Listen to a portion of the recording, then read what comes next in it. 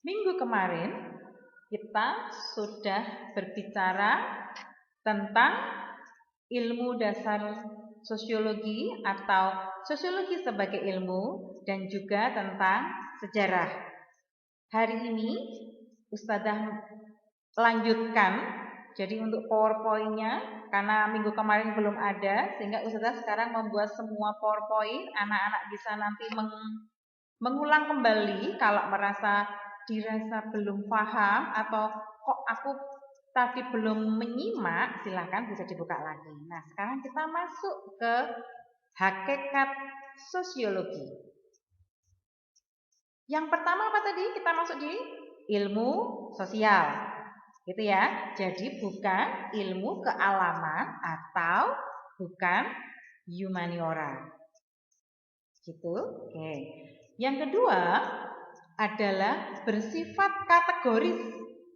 Ustazah, kenapa tulisannya kategorik? Sama. Kategorik sama. Di situ ditulis bukan normatif atau etik. Oke, nanti Ustazah akan menjelaskan di bawahnya, di selanjutnya. Sosiologi tidak melihat yang seharusnya terjadi, tetapi melihat yang sebenarnya terjadi. Bisa dipahami? Ustazah ulangi lagi. Sosiologi tidak melihat yang seharusnya terjadi, tetapi melihat yang sebenarnya terjadi. Apa contohnya? Oke. Yang seharusnya terjadi bagaimana ketika kita belajar sosiologi? Guru bertemu dengan murid di sekolah. Sehingga ketika murid-murid tidak paham atau belum paham, guru bisa memberikan penjelasan. Ya kan? Harusnya seperti itu. Harusnya ya. Karena ada COVID, ini ada virus yang kita sama-sama tidak tahu nih. Seganas apa sih virusnya? Bentuknya bagaimana sih? Nah, orang bilang seperti itu ya, bulatan kemudian mempunyai banyak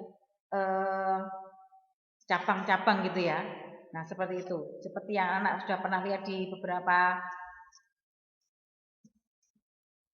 gambar itu tentang virus COVID itu seperti itu. Saking kecilnya kita tidak bisa melihatnya. Akhirnya pembelajaran daring atau pembelajaran jarak jauh. Ustazah hanya bisa memberikan materi. Saat ini Ustazah baru bisa memberikan PowerPoint supaya anak-anak lebih jelas lagi dalam belajar sosiologi. Nah, berarti sosiologi melihat yang sebenarnya. Sebenarnya bagaimana? Ya sudah, sebenarnya anak-anak menjadi agak kesulitan memahami. Kenapa? Karena tidak bertemu langsung dengan gurunya. Apakah hanya pelajaran sosiologi saja? Tidak, semua pelajaran. Bagaimana anak-anak lebih mudah mempelajari misalnya pelajaran matematika yang membutuhkan hitung-hitungan? Nah, lebih sulit lagi kan? Kenapa? Mungkin karena tidak diajari langsung, tidak bertemu langsung dengan gurunya. Itulah pengertian dari kategori atau kategoris. Sama, nak, nggak usah dibingungkan. Istilah S atau K nggak usah dibingungkan. Oke, bisa memberikan sedikit penjelasan lagi. Sosiologi berbicara apa adanya tentang fakta sosial, bukan bagaimana baiknya. Hampir sama kan prinsipnya? Yang benar yang mana? Dua-duanya benar. Makanya Ustazah memberikan tulisan di sini. Anak-anak bisa mencerna semuanya. Di bawahnya, bandingkan dengan ilmu agama. Misalnya, moral atau PKN. Contohnya bagaimana Ustazah? Contohnya, anak-anak kalau nggak sholat bagaimana? Dosa. Iya. Bagaimana ketika bangun sudah 6:30 pagi, padahal belum sholat subuh? Dosa. Iya kan? Kenapa kok dosa? Karena anak-anak apa misalnya tidurnya terlalu malam. Tapi bagaimana ketika benar-benar lelah, nggak dengar, nggak ada yang bangunin, tahu-tahu bangun setengah 7. Ayo, langsung sholat atau tinggalkan sholat subuh? Nah, itulah yang namanya sosiologi berbicara tentang fakta sosial, bukan bagaimana baiknya. Kemudian kemarin di pertemuan yang lalu, anak-anak sudah tahu perbedaannya ilmu terapan dan ilmu murni. Ada yang masih ingat? Nah, ternyata sosiologi merupakan ilmu murni, bukan ilmu pengetahuan terapan. Kemudian bersifat abstrak. Ya, insya Allah lain kali ya dijelaskan. Ini karena harus menggunakan beberapa contoh dan akan kita lebih nyaman ketika insya Allah kapan-kapan kita akan Zoom ya atau Meet ya. Kemudian terakhir adalah bersifat empiris rasional. Apa tadi empiris? Harus ada faktanya, harus ada datanya. Rasional menggunakan akal sehat, menggunakan logika. Di atas tadi kita bicara tentang hakikat sosiologi. Sekarang karakteristik sosiologi. Oh, bedanya apa? Bedanya kalau tadi hakikat, kalau ini ciri-cirinya. Bisa dipahami? Ciri-cirinya. Apa sih ciri-ciri sosiologi? Ternyata ada 4. Ada empiris, teoritis, kumulatif, dan non-etis. Empiris didasarkan pada observasi. Ustazah, observasi itu apa? Pengamatan. Jadi didasarkan pada observasi terhadap kenyataan-kenyataan sosial dan hasilnya tidak spekulatif, tidak meraba-raba. Spekulatif itu meraba-raba, kayaknya rumah makan itu enak deh, kita coba yuk. Nah, kalau empiris nggak gitu. Yuk kita coba rumah makan itu. Kita kan belum pernah ngerasain. Misalnya seperti itu namanya spekulatif. Tidak coba-coba. Tetapi harus didasarkan pada pengamatan. Diamati dulu. Misalnya seperti itu. Empiris. Yang kedua adalah teoritis. Selalu berusaha menyusun kesimpulan dari hasil observasi. Itu sudah salah tipe ya. Afwan ya. Selalu berusaha menyusun kesimpulan. Jadi nggak langsung ngomong. Tapi diamati dulu. Tadi sudah ada empiris dulu, mengamati dulu. Kemudian membuat kesimpulan. Wah, sayur contohnya ini. Sayur itu nggak enak. Kenapa? Ya aku nggak doyan. Nggak bisa. Diamati dulu. Kenapa sih ibu kita, ustazah, kok selalu menyuruh anak-anak itu makan sayur? Kenapa? Oh, ternyata ada kesimpulannya. Apa kesimpulannya? Sayur membuat tubuh menjadi sehat. Sayur membuat tubuh menjadi lebih baik karena apa? Banyak gizinya. Ada kesimpulannya. Itu teoritis. Kemudian yang ketiga adalah kumulatif. Teori yang ada bisa dikembangkan, bisa diperluas, bisa diperdalam. Ada yang belum paham? Baik, Ustazah memberikan contoh. Anak-anak masih ingat prinsip ekonomi yang diajarkan waktu kalian di SMP? Ada yang masih ingat? Teori boleh, prinsip ekonomi boleh, atau apa yang kalian ingat?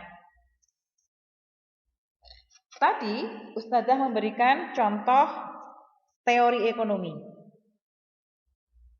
atau prinsip ekonomi.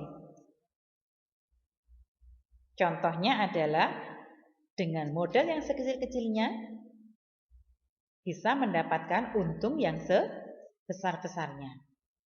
Pernah mendengar? Ya, kalau sudah salah, lain kali kalau kita ketemu sudah diingetin. Ya, mungkin sudah juga salah karena kan Ustazah bukan dari ekonomi gitu ya. Jadi masih ingatnya adalah dengan modal yang sekecil-kecilnya bisa mendapatkan laba atau keuntungan sebesar-besarnya. Bagaimana cara memperluasnya? Bagaimana cara mengembangkannya? Nah, misalnya seperti itu. Bagaimana ketika kita mendapat untung besar? Apa yang harus kita lakukan? Satu, bersyukur, jelas. Ya, itu rezeki dari Allah. Allah memberikan rezeki yang berlimpah. Yang kedua, setelah bersyukur apa? Iya, berinfak. Dengan kita mendapatkan laba sebesar-besarnya, kita bisa berinfak. Misalnya seperti itu. Itu untuk gambaran supaya kalian mempunyai kefahaman apa sih artinya kumulatif seperti itu. Kemudian yang keempat adalah non-etis. Sosiologi tidak melihat baik buruknya fakta, tetapi menjelaskan mengapa atau bagaimana fakta itu terjadi.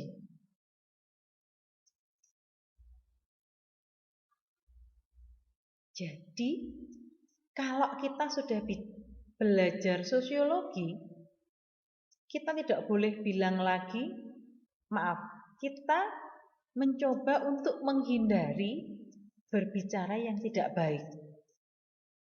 Mengapa? Yaitu tadi. Sosiologi tidak melihat baik buruknya fakta, tapi menjelaskan mengapa ya kok itu seperti itu. Mengapa ya kok itu berbuat buruk. Mengapa ya kok itu tidak baik. Nah, dicari, dijelaskan. Pasti ada yang menjadikan suatu peristiwa atau orang tersebut menjadi tidak baik. Itulah non-etis.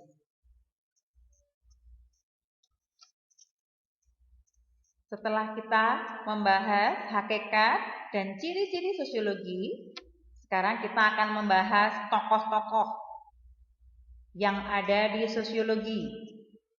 Nah, ini Ustazah buat pokok bahasanya. Jadi tokoh-tokoh nanti ini yang Ustazah tulis, ada tambahan lagi nanti, itu mempunyai teori-teori yang disebut adalah pokok pikiran.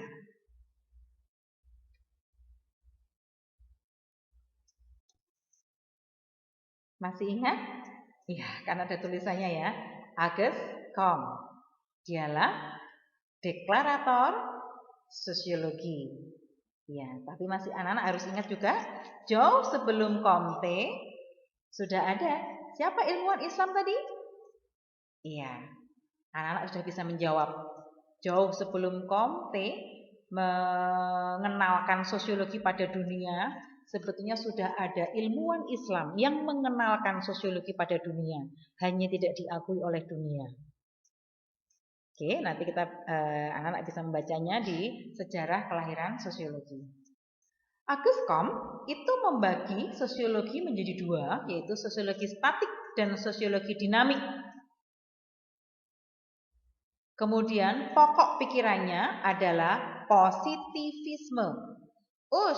Nanti kalau ditanya sebutkan pokok pikiran Agus Comte, jawabannya yang mana? Yang positivisme. Jadi, Ustazah dalam menuliskan di sini, jadi Comte itu membagi sosiologi menjadi dua, ada sosiologi statik dan sosiologi dinamik.